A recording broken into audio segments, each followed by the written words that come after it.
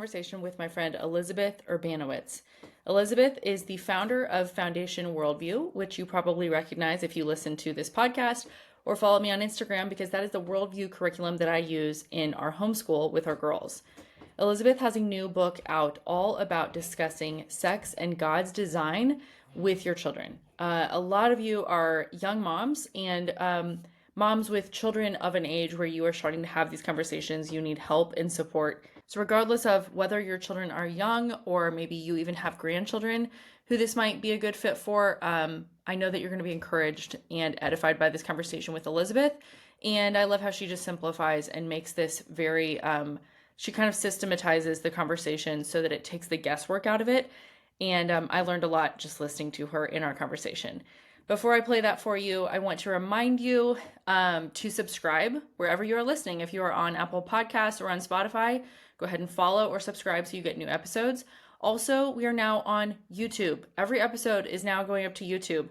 And so if you are not following us on YouTube and you prefer video, watching the actual video of the podcast, go over there. It'll be linked in the show notes and you can watch on there and also subscribe.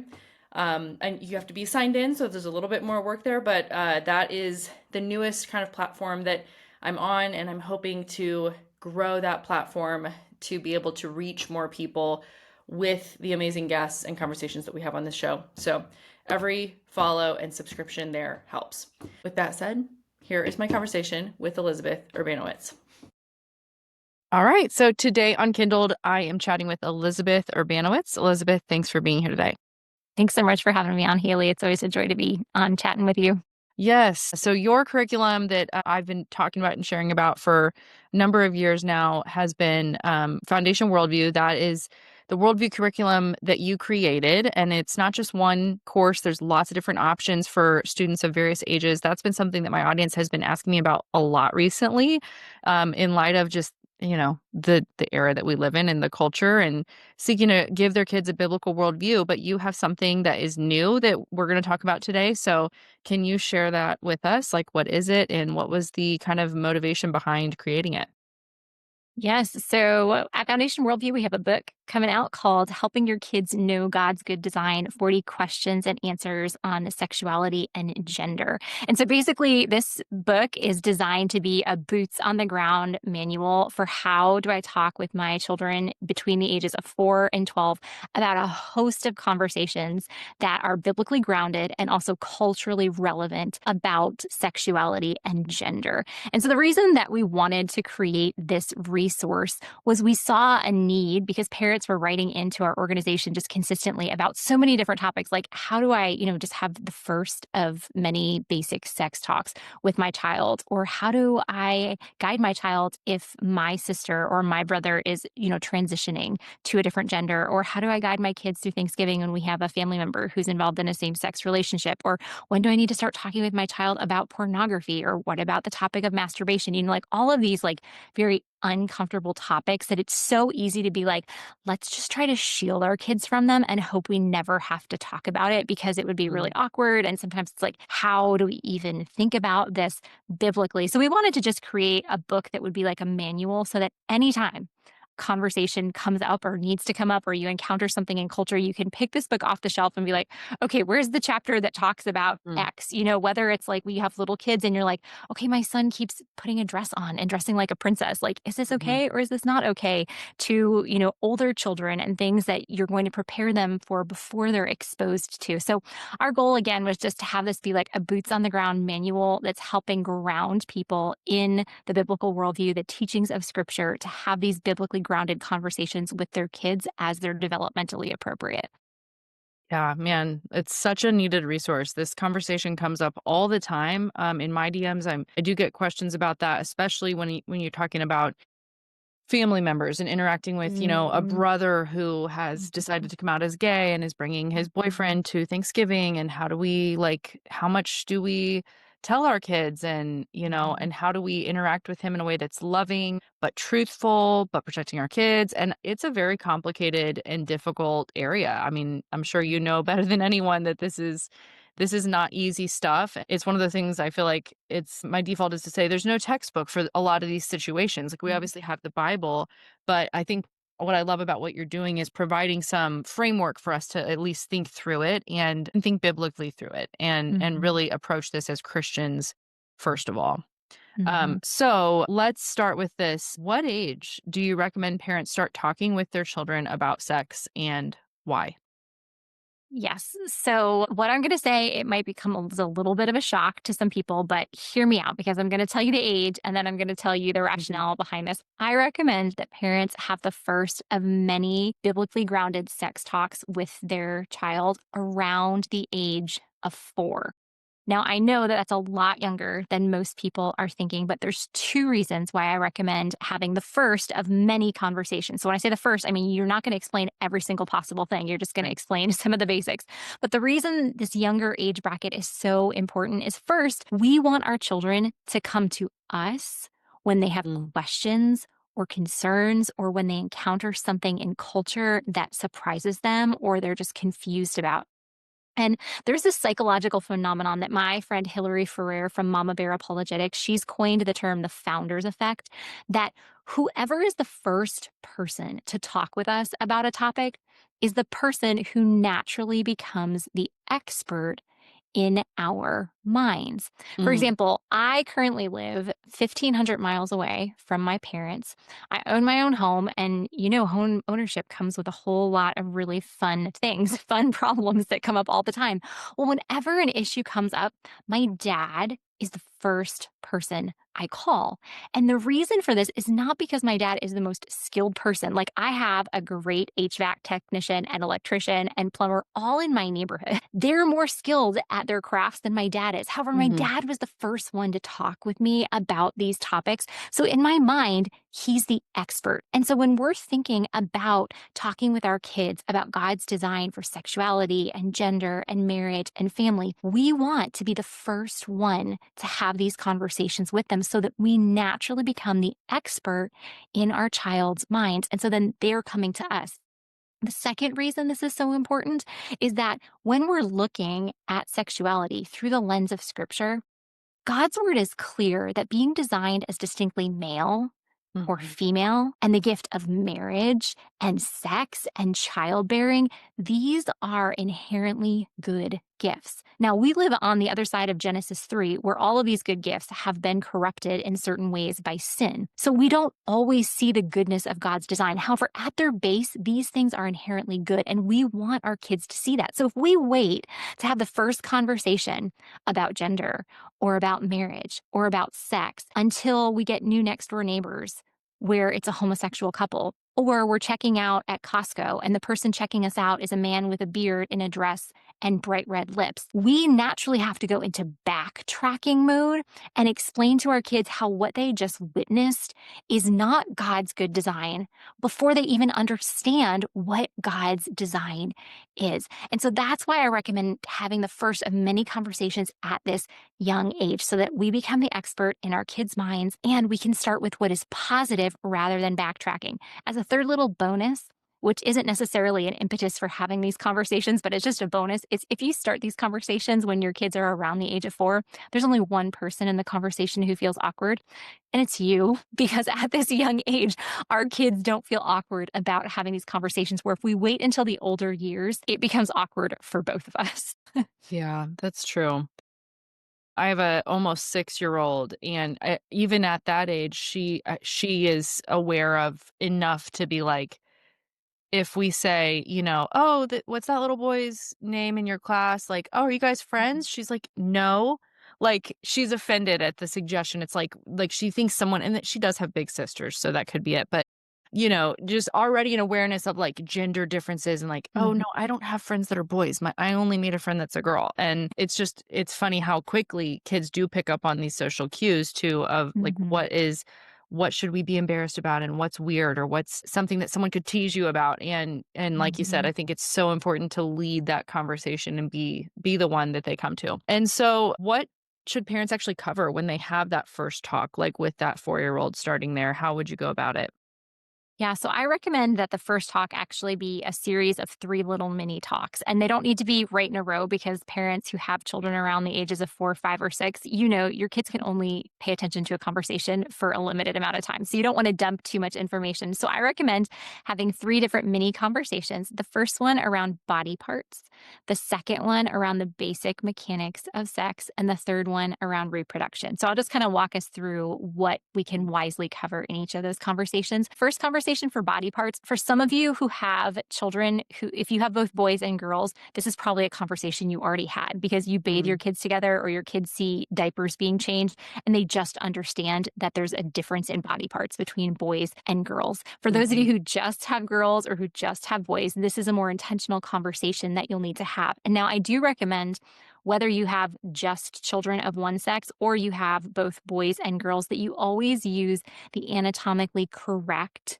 terms mhm, for genitalia. And even though that can be uncomfortable, it's really important for 2 reasons. One, we want our kids to know that these parts of the body, while they are special and should be protected, they're not something to be ashamed of, that these are parts of the body that God designed good for specific purposes. Second, we are helping protect our children from any potential sexual abuse mhm, when we give them the correct language. Because if someone ever touches these parts of their body, they need the specific language to be able to tell you that they have been mhm, touched there. Or if they're, in a situation where maybe you have a sibling that's close and has kids in the same age and they're watching your kids, they need to be able to tell that person who's in charge of them for that day mhm, exactly what happened. So to start this conversation, if you've never had a conversation about anatomy before, just say, okay, I want you to think about some of the toys that we have. What is your most special toy? And so then talk about their most special toy and then say, okay, how do you treat this toy different than you treat other toys? And talk about how maybe you don't bring it outside with you, because you don't want it to get mhm, dirty or you don't want it to get lost. Or maybe when friends come over, you put this toy in your bed, in your bedroom, on your bed, so that nobody else plays with it, and say, you know what? Just like we have special toys that we take special care of, God has given us special body parts that we need to take special care of. And you can take your kids right to Genesis 1:27. Read about God designing us in his image as male or female, and then talk about male as a fancy word that means boy, female is a fancy word that means girl, and then say, mhm, God designed all boys with a special part of their body called their penis. And then say, if you're a girl, you don't have that part of your body because that's just for boys. Then say, God designed girls with a special part of their body called their vagina. Okay, and then you can talk about how just like we treat our special toys with special care, these special parts of our body are private. They're private parts. So nobody should be looking at or touching this part of your body unless mommy or daddy is helping take care of you or a doctor is examining you. And after you've used those anatomically correct terms, you can then tell them, we're not going to talk about these words when we're in public. If you need to talk to me about one of these parts of your body, you can just say private parts when we're in public. And then mhm. also explain to them, that if anybody ever tries to look at this part of their body or touch it, that they immediately need to say, stop, get away from that person, and go tell you what happened. So that's the first conversation. Then wrap it up positively, like just like we take special care of your toys, we're going to take really special care of this part of your body. Then the second conversation, to have another day, we're going to talk about the basic mechanics of sex. So just start off and say, have you ever made a promise to anybody? And have them think about any promises they've made. Now, sometimes 4-year-olds have never made a promise before. So you can talk about a promise that you've made to them. Remember last week I told you that if we cleaned up your toys really quickly and got your bedroom all neat, we'd go to the park after dinner? I promise you that. And then talk about how sometimes when people make a promise, they do different things with their body to show they're going to keep that promise. Like sometimes people might shake hands to show that they're going to keep a promise, or they might lock their pinkies together. You can talk about how when you purchased your home, you made a promise to the bank that you were going to pay for that home. So you gave the bank some money and you signed your name to a piece of paper to say that you were going to promise to pay for that home.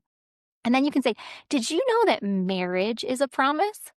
That's right. When your dad and I got married, we made a promise to God and to each other that we were going to love one another and take care of one another in a way that we don't love or take care of anyone else, and that we were going to do this for as long as both of us were alive. And then say, you know what? Just like people sometimes shake hands or lock pinkies or sign papers to show that they're going to keep their promise, God gave a special act to show that a husband and wife are going to keep the promise of marriage. And this act is called sex. And now this is the most uncomfortable part of the conversation. You can just say it quickly, and after it's out one time, it's more comfortable in the future to talk about it. But you can say Mhm. sex is when a man places his penis inside of a woman's vagina. And this act of sex, this reminds a husband and a wife of their promise to love one another and care for one another all the days of their lives. And now with little kids, some of them might be like, okay, and not have any questions, where others might have questions and they might even think like that's weird. And you can say, you know what? If it sounds weird to you, that's okay, because who is sex for? That's right, it's for a husband and a wife. Are you going to get married anytime soon? No, it's Mhm. going to be a lot more years before you're old enough to get married. So you don't even need to worry about this. And then also tell them, you're not going to talk about this with other people, other kids' parents will talk with them about it, but always let them know that if they have questions, they can come to you. Now, some people listening might be thinking, oh my goodness, Elizabeth, you have no idea how many questions my child asks. I can't even imagine how many questions they're going to ask me about this. It's going to be uncomfortable. I might even be shocked by a question. And it's true. Our kids might ask really uncomfortable questions. But here's the great thing about parenting is it's not a sprint, it's a marathon, and you always have tomorrow. So if your child asks you a question where you're like, I have never thought about that before, or I've thought about that, I have no idea how to answer that in little kid language, just keep a smile on your face and say, oh, I'm so grateful that God made you a thinker. And I'm so grateful you're thinking about this. You know what? Mommy's going to need a little more time to think about this, but tomorrow night, right before bed, we'll talk about this question. So just buy yourself more time. That's the first two. The third one is reproduction. Start off, go for a walk with your kids. It can be in the neighborhood, in the woods, just somewhere where you're going to see plants, and talk about, how did this tree start out? Or how did this bush start out? Or how did this flower start out? And talk about how each plant started off as a tiny seed. And the seed was planted in the ground. And then when it got sunlight and water, it grew into a plant. And you can say, did you know that God created our bodies with something like seeds? That's Mhm. right. God created boys' bodies with something like a seed that's called sperm. And God created women's bodies with something like a seed that's called an egg. And then you can talk about this isn't like a chicken egg. It's not really big. It's really Mhm. teeny tiny. And then say, we've seen women who have a baby growing inside of them. Haven't we seen that? Yeah, we've seen that before. And you may have wondered how the baby got there. Well, the answer to that question is through sex. When a man places his penis inside a woman's vagina, his penis releases sperm. And if one of his sperm meets with a woman's egg, a baby begins to grow. Then you can take your kids to Psalm 139, talking about us being fearfully and wonderfully made, and say, that's how a baby grows. Then again, you can talk with your kids about this is so special. We're not going to talk about it with other people. And if you have any questions, you can come to me. So I hope just you can see that even though it can feel scary and it can feel intimidating, we can break it down into these bite-sized conversations and just have them at little moments throughout the day with our kids. And it doesn't need to be intimidating. Yeah, man. Hearing you explain that, I'm sure lots of moms are listening going, "Could you just come do it, Elizabeth?" Well, this isn't what we're talking about on this podcast today, but we actually do have a little mini series at Foundation Worldview Mhm. called The Talk Made Easy, where it's Mhm. 3 videos where we go through that exact same thing. So if you're thinking, I really don't want to say that language to my child, you can go on the Foundation Worldview website. The Talk Made Easy is something you can watch along with Mhm. your child. You can let me Mhm. say the uncomfortable things the first time, and then you can just follow up with them. Yeah. Okay, that's good to know. The next sponsor I want to share with you is We Heart Nutrition. We Heart Nutrition is a pro-life, family-owned supplement company that makes premium, research-backed supplements for men and women at every life stage, from preconception to pregnancy, postpartum, menopause, and beyond. Every product is crafted with the most bioavailable forms of nutrients so you actually feel the difference. There are no watered-down formulas, no unnecessary fillers, just wholesome, effective ingredients. Plus, they give 10% of every purchase to pregnancy resource centers to support moms and babies. I want to share with you something that someone asked me recently on Instagram was, girl, how do you not have postpartum hair loss after having your baby a year ago? I have not noticed your hair looking thin the way that it typically does. And I will tell you, I did lose a little bit of hair because obviously there's a huge hormonal dip after you have a baby. The biggest one a woman ever experiences, you're gonna lose some hair. But this was the least amount of hair that I've ever lost in all 4 of my pregnancies. And I believe it's because I was taking throughout my pregnancy, the We Heart Nutrition prenatals, and then after pregnancy, I transitioned immediately into the postnatal, which supports your body and really just gave me everything I needed as I was breastfeeding, getting less sleep. Nutrition is spotty in those early months, weeks, days. I am going to credit We Heart Nutrition because it's really the only thing that's different compared to my other pregnancies. I'm 5 years older than my last one. And so I have just seen the difference in my own health, my energy levels, and really I went in recently and had labs drawn, and all of my levels were great. Thyroid was fine, which I've had issues with that in the past. Everything was perfect, except my B was really high. Do you know why it was high? It's because I wasn't taking a We Heart Nutrition B. I was taking some other brand, and it's not bioavailable. So it was just building up in my system. And they told me, you got to stop taking the B. Like, that's what's giving you these headaches. High or low vitamin B can lead to that. I stopped, and the headaches have gone away. So that's just proof that the vitamins you take, the supplements you take, the quality matters so much. So go to weheartnutrition.com. Use code Kindled20 for 20% off your first order. Support your health and a family-owned company that supports life. Again, go to weheartnutrition.com and use code Kindled20 for 20% off. Yeah, and I'm kidding, of course, but I think that can be the thing. It is so true that once you do say that word and explain this one time, every time after becomes so much easier because you're just providing context and clarity. I've seen that in my own experience with my daughters, my two oldest especially. It's not their favorite thing to discuss either, and when it comes up, they're both kind of like, okay, like, okay, mom, but I have a reference point. I don't have to like Yeah. re-describe every single time. Just be like, you remember what that is? Like, yes, yes, and then I can at least I can give instruction and information and say, well, Mhm. this is what this, and a lot of times it's like you said, discussing like the defiance kind of God's good design, or the departure from that we Right. see so often in the world. But because we have built that foundation, I now can explain why that's a problem. Yep. Why is it a problem? Why is it wrong? Why is it sin? Why is it error? And just embolden them like at such young ages, Mhm. 9 and almost 11, to be able to discern that, where I think so many parents, when you wait and you delay and you let the world lead on that conversation, not only does it become more and more awkward, more difficult because there's so much water under the bridge. You're like, well, now I know they know, but I didn't talk to them. So now I am not permitted to talk to them, and I don't have license, and they trust other people, and I guess I'll just let school do it, or I'll let the youth pastor talk about it. But it can create, I think, a wedge between parent-child trust too, because Yes. the parent hasn't shown they're willing to kind of enter into the discomfort with the child, and someone else who is becomes the authority, and becomes the one they're gonna go to. Yeah, which when you're saying that, Haley, like you just lay that out so clearly, like why laying that foundation is so important. And so for Mhm. anybody who's listening who's thinking like, oh my gosh, my child's already 7 or my child's already 11 and like I Mhm. haven't had these conversations, like would it Yeah. have been best to have them starting at a young age? Yes, but it's not too late because that's one of the Right. beautiful things about the Christian worldview is God is all about redemption and Mhm. grace. And so if you have not had these conversations with your child yet, and you think your child might already know about sex, what I recommend is going to them and just saying, like, hey, I want to talk to you about part of God's good design. I want to talk to you about something called sex. And then say, have you heard this word before? If so, what have you heard about it? And just take the time to sit Mhm. and listen. If they say something completely off the wall or completely secular, don't jump on top of them, and make them feel like Yeah. embarrassed or ashamed because it's not their fault that they've heard Mhm. misinformation.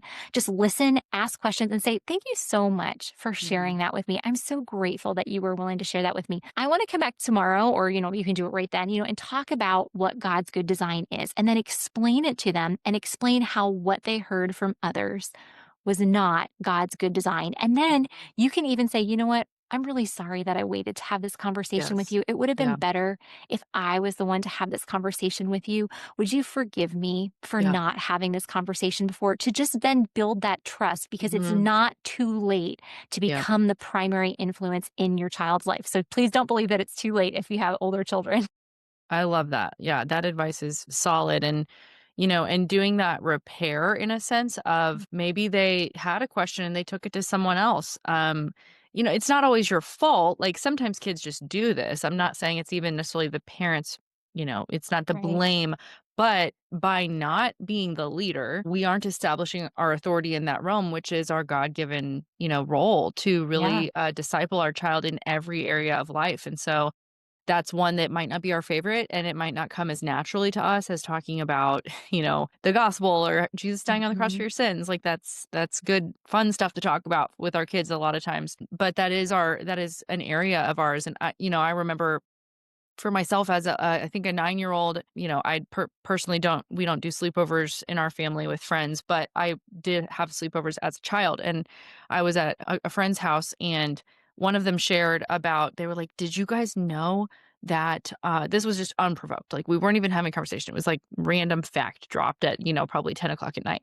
Did you guys know that if you go swimming in a pool with a boy, you could get pregnant? And I was terrified. And I'm like, Yes. I could. I go swimming all the time. What are you talking about? How could this be? And I had a very, very cursory, I might have been maybe closer to 11, 9, I don't know. Life gets blurry. But I remember being like terrified of Mm. that. And so it wasn't, my mom had already talked to me about sex, but maybe she didn't clarify that, like, you can't get pregnant from being in a body of water with Right. the opposite gender. And I believed it. And I didn't take that to Uh, her because it was like a scary, weird, it was yeah. just like a shameful thing. And so it's not her fault that that Right. happened. But I had received basically misinformation and Yeah. lies and took that in. And for whatever amount of time it shaped my thinking, that's what I believed. That's what I thought was Mhm. real and true. And imagine if, if she had like just, let's say, on a regular basis, like sometime within the next month, been like, "Hey, Mhm. have you heard anything about sex that it concerns you or worries you? Have you heard Mhm. anything that you think is weird that you want to talk to me about?" That might have given me an out, to kind of Yeah. like bring that to her, and that would have been really helpful, in hindsight, instead of being like, "I'm just only going to go in up to my knees because I don't want to get Yeah. pregnant at the swimming Yeah. pool."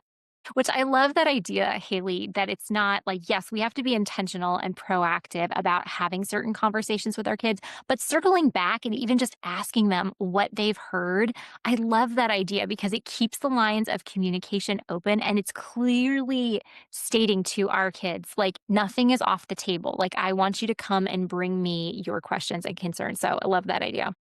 So, of course, the first question a lot of parents are thinking listening to this is like, "But I don't want to steal their innocence, and Yeah. I hate to do that." Or, my kids are homeschooled. Do I really have to? They're not encountering peers, talking to them about it. Like, can I just preserve their innocence a little longer?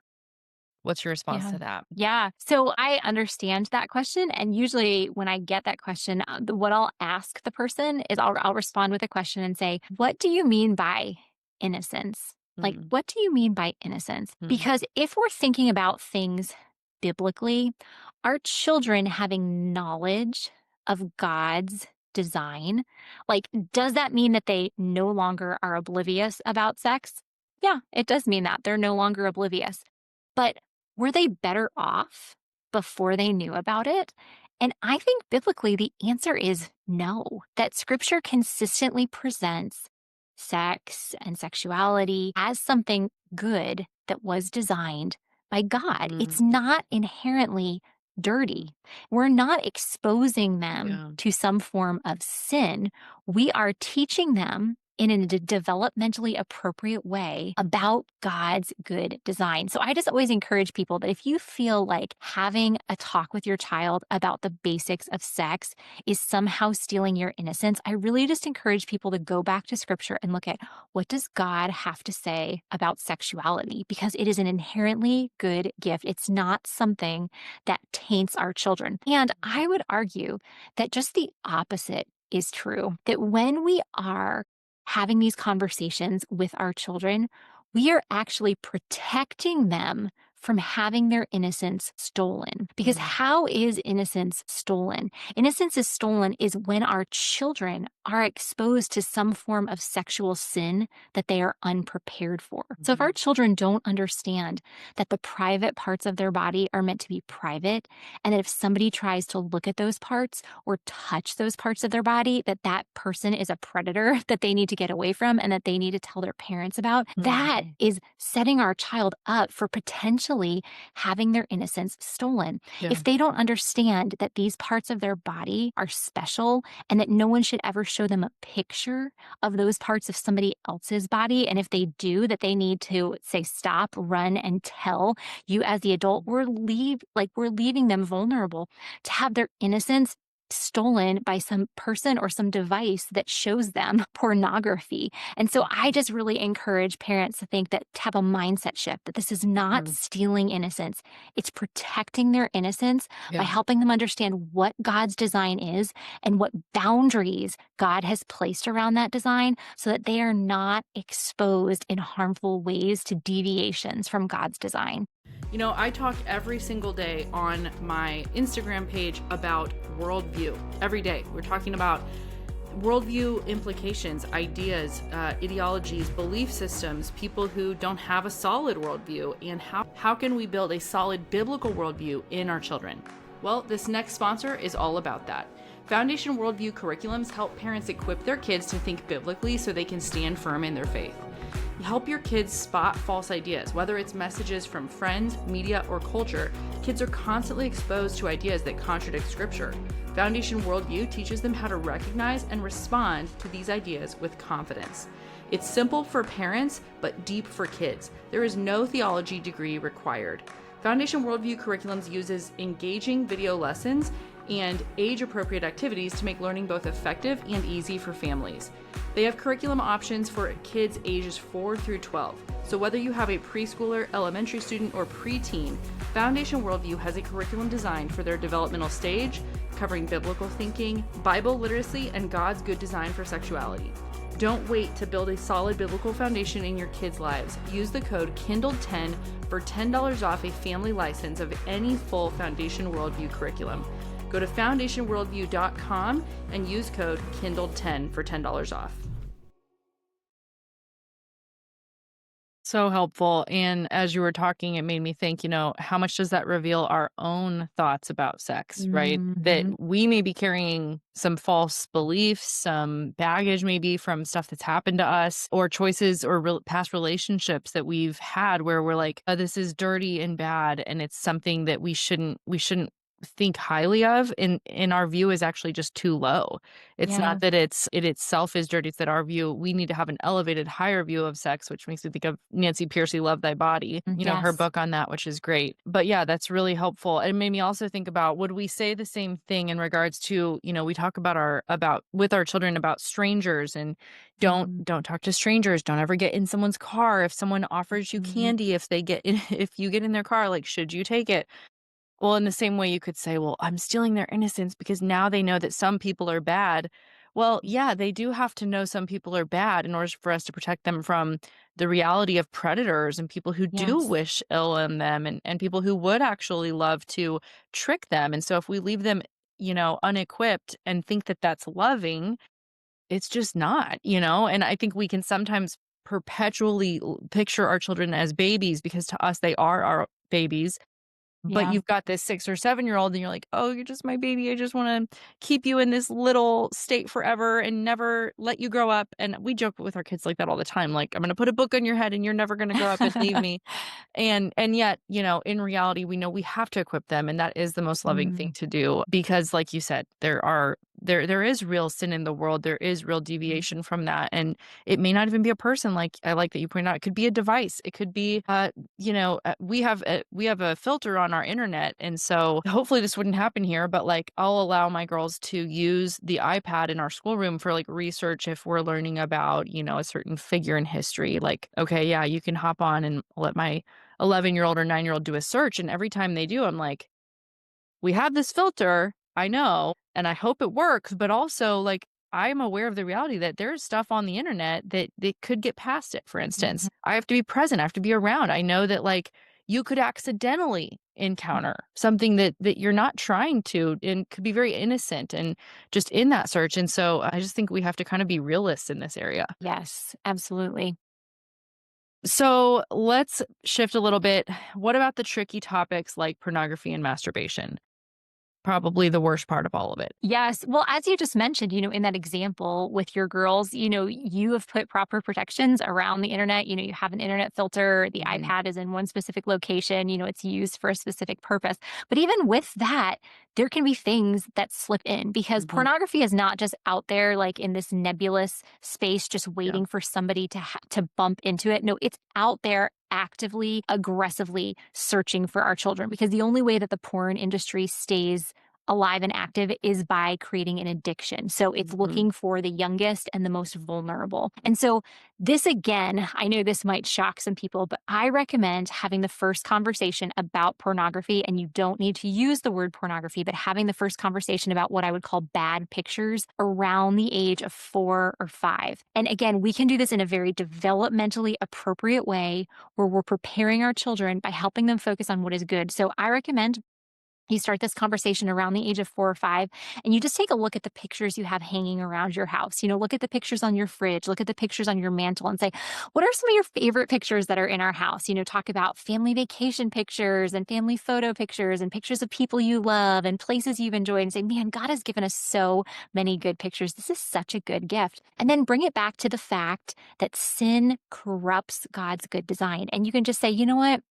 Because of sin, some pictures aren't good pictures. In fact, because of sin, some pictures are bad pictures. A simple way to explain it is just to say sometimes people might take pictures or videos of people without clothing covering those special private parts of our body. And if there's a picture or video of people without clothes covering those special private parts of our body, that's a bad picture because that person bears God's image and those parts of their body should be kept. So that's not right for the person whose picture was taken or for the person who's looking at it. So say if you ever see a bad picture like that, there's 3 things that I want you to do.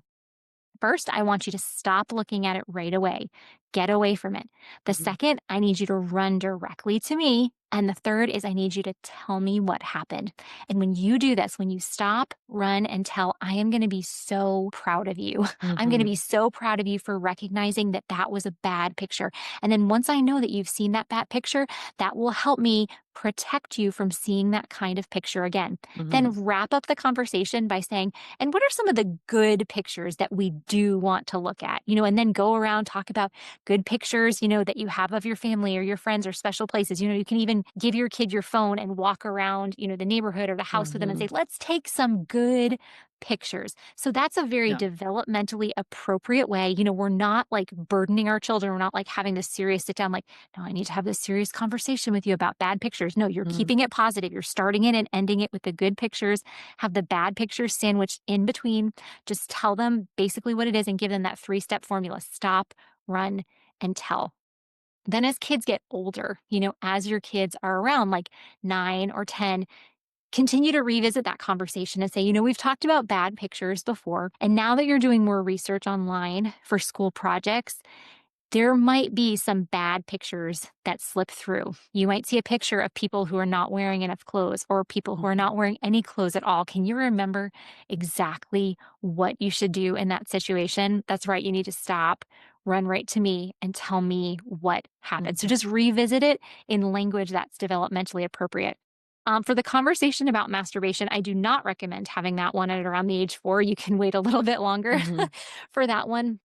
However, probably not as late as we would all hope. We would hope that we wouldn't have to have that conversation, until around the age of 14 or 15.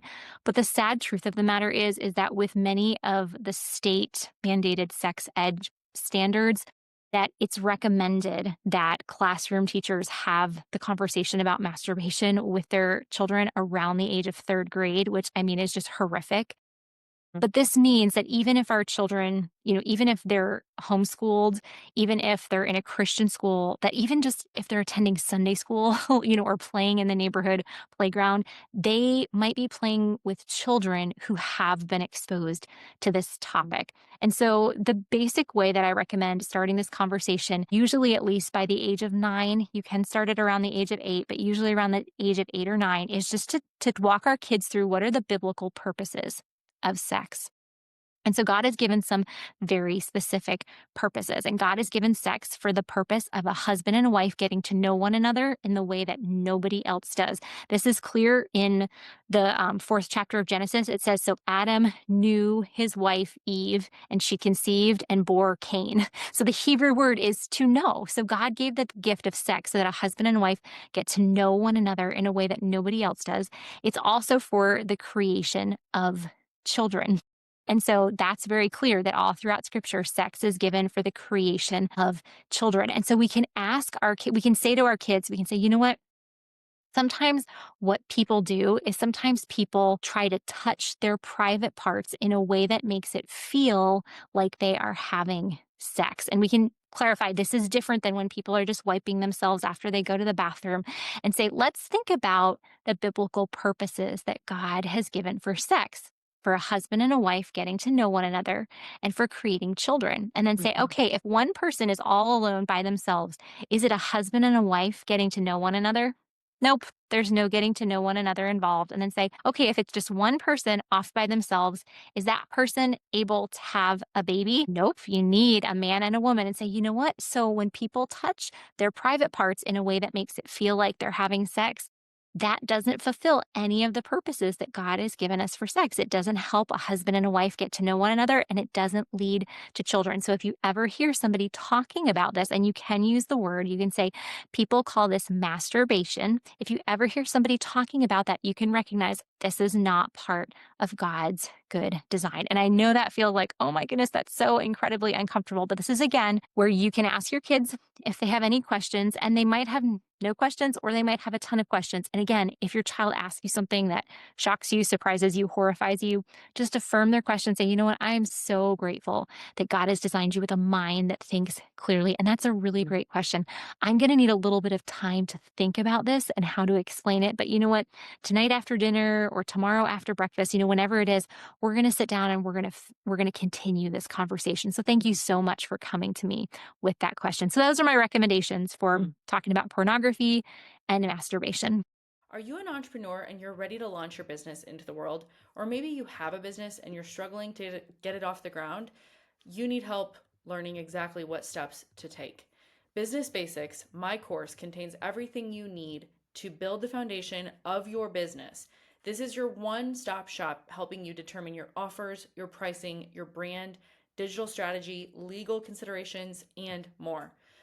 This course will teach you how to identify a profitable business idea and select the right business model. You will learn how to create packages to add value to your offerings, how to determine pricing for a service business or wholesale or retail product. You will learn how to identify your target market and what characteristics to look for in ideal clients. You'll also learn how to find clients and customers and how to serve rather than simply sell. Business Basics is for anyone really 15 years or older. You do not have to have previous business ownership experience. This course assumes that you are starting from scratch and building from the ground up. So whether you have a teenager who you'd like to help think entrepreneurially, or you're a stay-at-home mom looking to bring in some extra income, or perhaps you have a full-time job and you have a side hustle, check out Business Basics at HaleyWilliams.co. That's HaleyWilliams.co, and check out the course Business Basics.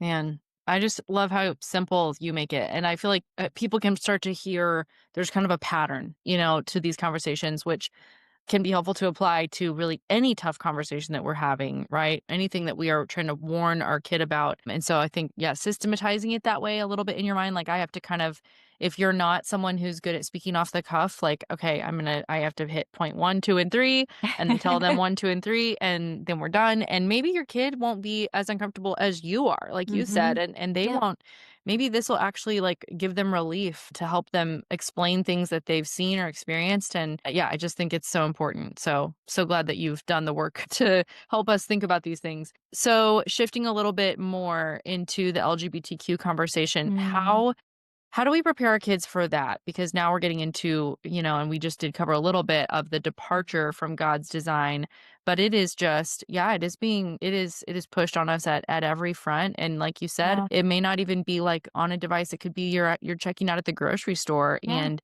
the cashier has, lipstick and nail polish. Encountered that ourselves. And Mhm, my girls are old enough too, they can tell even slight departures, like girls mm, with kind of the butch lesbian look that are, really trying to kind of look more like men or maybe taking hormone replacement. Like my oldest will pick up on these things like facial hair and is like, mhm, why does that girl look like that? Like I can tell it's a yeah, girl, but why does she look that way? And it's so hard. I think we're dealing with a couple things here. I'm just processing out loud, but it's sad to us that mhm, that is the world that we live in. And then it's sad to us that our children at such a young age where I didn't encounter any of that when I was 9. I didn't mhm, really encounter any of that probably till I was in my late teens or early 20s, yeah, frankly. And then that my 6-year-old or my 9-year-old is seeing that and having to understand it is just kind of sad on a personal level, but then trying yeah. to actually like move beyond that and not just stay in that, but equip them. Yeah.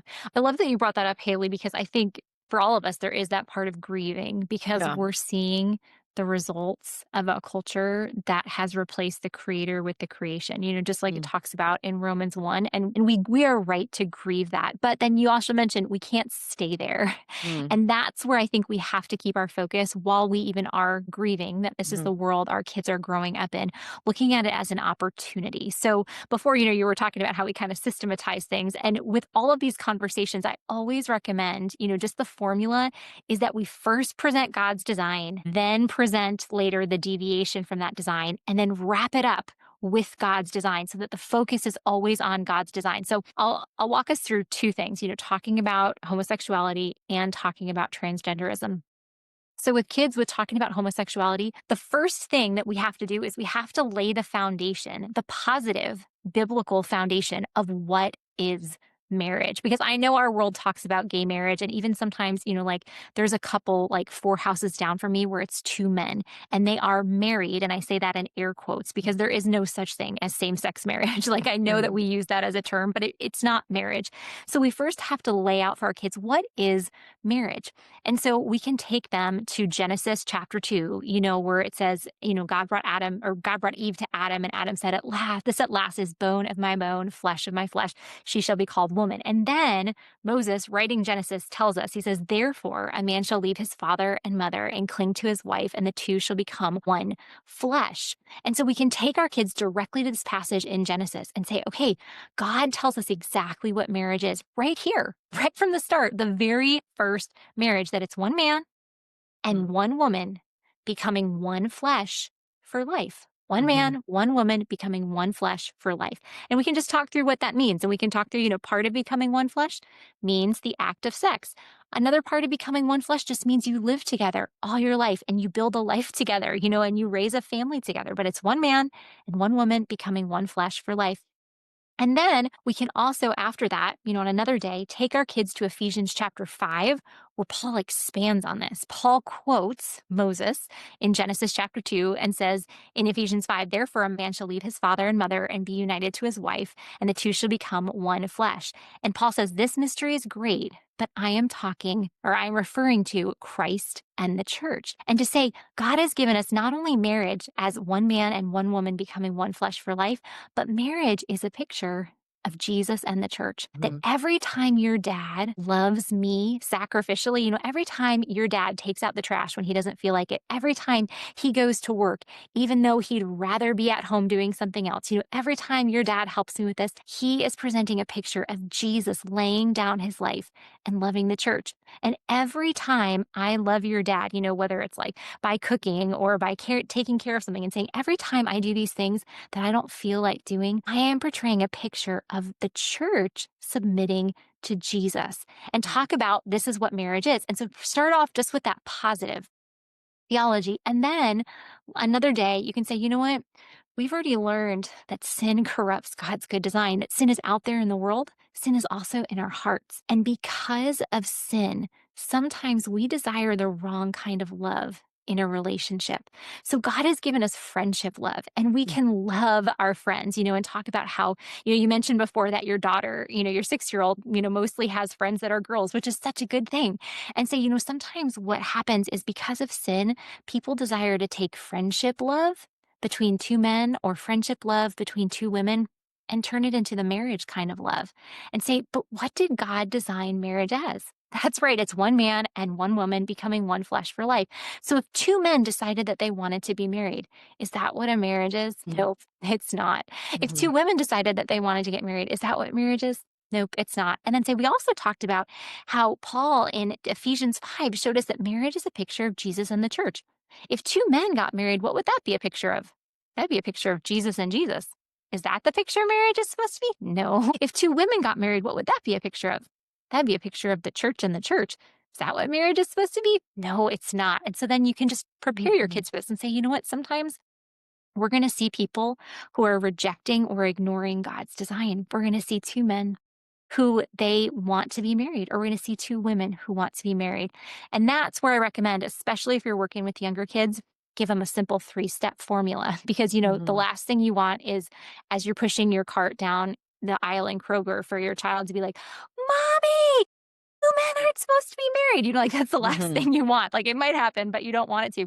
Just say what you're going to do is if we see two men who want to be married or we see two women who want to be married, the first thing we're going to do is we're going to recognize, we're going to remember in our minds that this is not God's good design. The second thing we're going to do is we're going to remind ourselves in our minds of the truth. So we're going to say God designed marriage to be one man and one woman becoming one flesh for life. God's design is good. And you can practice saying that in your minds, not out loud. And then the third thing we're going to do is we're going to be kind. We're going to be kind to that person. We're going to smile just like we would at any other person and practice that with your child. So just really basic understanding of what marriage is, why two men or two women together does not complete God's design for marriage. And then you're going to want to continue that conversation, more and more as your kids grow.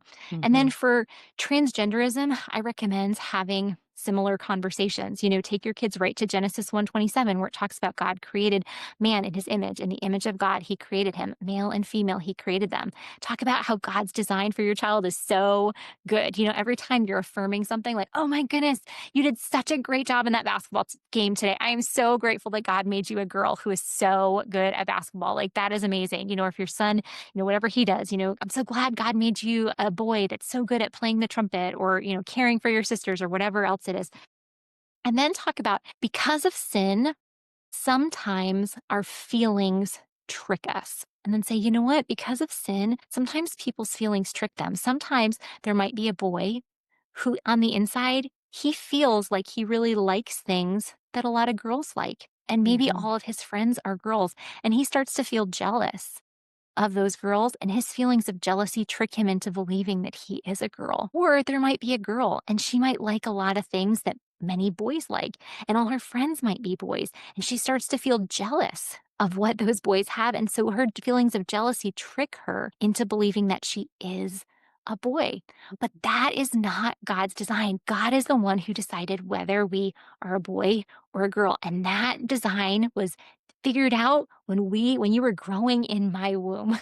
God had already figured that out. As your kids get older, you can talk about how it's not just private parts that determine our gender, that every single cell in their body is stamped with 2 chromosomes. If they're a boy, they have an X chromosome and a Y chromosome. If they're a girl, they have 2 X chromosomes, and every single cell in their body bears that stamp saying how God designed them. And then similarly, in training our kids, because again, the last thing we want, is as we're checking out in Costco, hey, mommy, his feelings tricked him. We don't want that. So again, those 3 steps, recognize this isn't God's good design. Remind yourself in your mind of the truth. God designed us as male or female. God's design is so good. And then be kind. We're going to treat that person as we would any other person. So I hope those are just some really simple formulas for having these conversations and then expanding on them as our kids grow. Yeah, man, so helpful. And yeah, I'm so thankful that you wrote this book because I know that it's going to cover all of this, but so much more, especially in regards to those conversations that I know people are wondering about when it comes to family members, loved ones, Mhm. weddings, transitioning, all of these things. We could probably do a whole nother episode on all the questions that are left unasked, but I would encourage people to check out your book. It comes out October 7th. Is that right? Okay. And where can Correct. they get that? You can get it anywhere books are sold. Usually Amazon's the easiest place to go. So you Okay. can just go to Amazon and search the title, but it's also on Christian Books, Barnes and Noble, all the different places you can find books. Okay. I will put a link to that in the show notes so people can scroll down in the episode they are watching or listening to right now and find that. But again, Elizabeth, thank you so much for your time and just your wisdom applied to this subject. No, thanks for having me on, Haley. It's been a joy to chat with you today.